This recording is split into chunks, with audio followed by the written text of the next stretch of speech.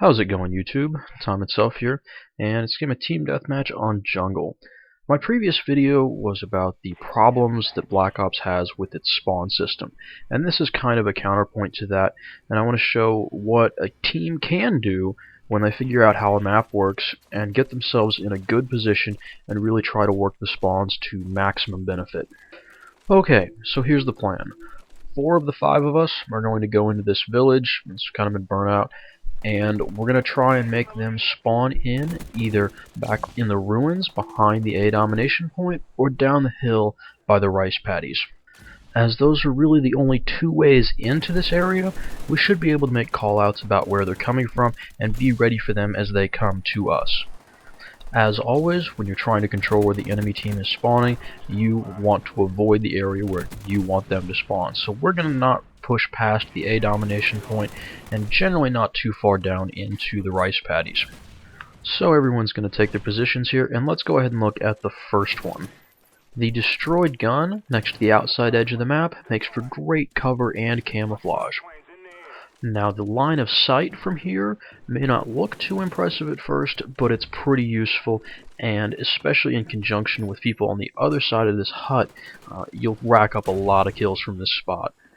You may have noticed that I dropped a motion sensor in that red hut down towards the rice paddies. Just a bit of insurance against someone trying to sneak around behind us. Normally, someone will be watching down there, or we'll have a UAV up and they won't be ghosted. But again, more insurance. And if someone is coming along the cliffside route from the B bridge, that motion sensor should catch them too. Most people aren't going to try and take such a long route around just to try and sneak up behind us. And that's really the advantage this spot gives us, is because wherever they spawn dictates pretty well which route they decide to take to try and get to us. And that's probably good, because from this hut, this red hut, engaging people down by the rice paddies isn't a bad idea. But if they're coming from B, over along the cliffside and bridge, that gets to be a little bit more troublesome, as you have to try to use the barrels as cover. At any rate, back on the other side of this hut, it's a pretty obvious location, there's not a lot of cover, and you have to be pretty careful if you're on this side. And so it really surprised me that they kept smoking this side of the hut. We just fall back, it doesn't hurt us that much at all. Unless they manage to get all the way around behind our friend who's camping at that gun, it really doesn't do them much good. In fact, I think it's the baskets that are by A that could provide some camouflage that would make it possible to clear the people out who are on that side of the hut. Alright, so that's what 4 of the 5 of us are doing, and well, you're asking, what is the 5th guy doing? Well, one of us is up on the cliff right now, just kind of being a pest and generally keeping them from getting up there. And by pest, I mean tacked in with noob tubes. Yeah. And that just about sums up what we're trying to do here. It's not like it's a spawn trap at all. It's not like we have excellent camping positions, although there are some decent ones here. It's rather that we're just able to use this setup to work effectively as a team against these guys who are willing to just keep running at us over and over again. Here, I'll highlight the baskets that I was saying provided some camouflage to people camping on this side of this hut.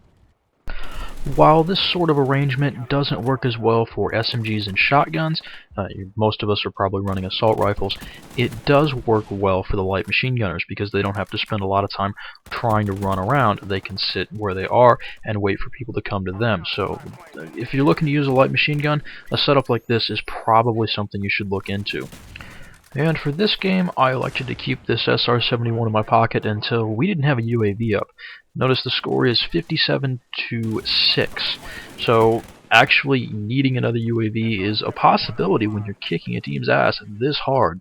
And well, we did get a UAV up there, but still it's nice to have that as backup in case we do run out of UAVs. Just kind of a funny way to run out of UAVs, not enough deaths.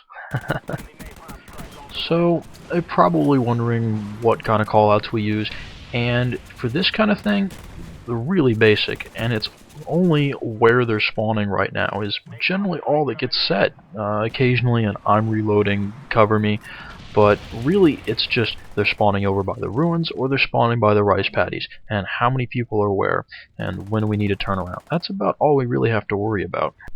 Not surprisingly, I did choose the game that was the most lopsided out of all of the ones where we've done this, but this has been quite effective for us in multiple games, so this isn't just a one-time occurrence.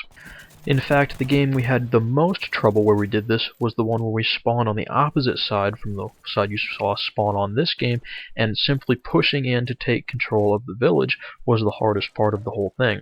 Reloading your M60 with 13 rounds left might seem like a waste, but in this case it's a final kill cam, so nice job there. Despite our rather defensive positions, game was still under 5.5 minutes and I went 16-0. Be happy to try this again. Now I've got just a little bit of a post game for you. I'm going to try and overlay the heat map with an overhead view of the actual map. No real surprises here, but at 75-8, almost all of these deaths are enemy deaths. And we can see that they spawn on both sides, mostly on the ruin side and sometimes down by the rice paddies. On the ruin side, they're able to push up a little bit further and occasionally kill us just because the cover isn't as good on that side. Coming from the rice paddies, we have much more of an advantage, and they don't even make it up into the village.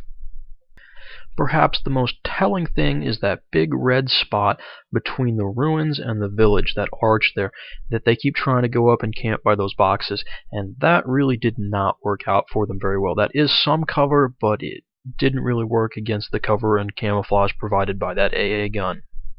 That spot isn't that difficult to grenade, but you do have to be careful that it doesn't hit the arch as you're trying to throw it back behind it. Well, that's all. I hope you enjoyed the video, and thanks for watching.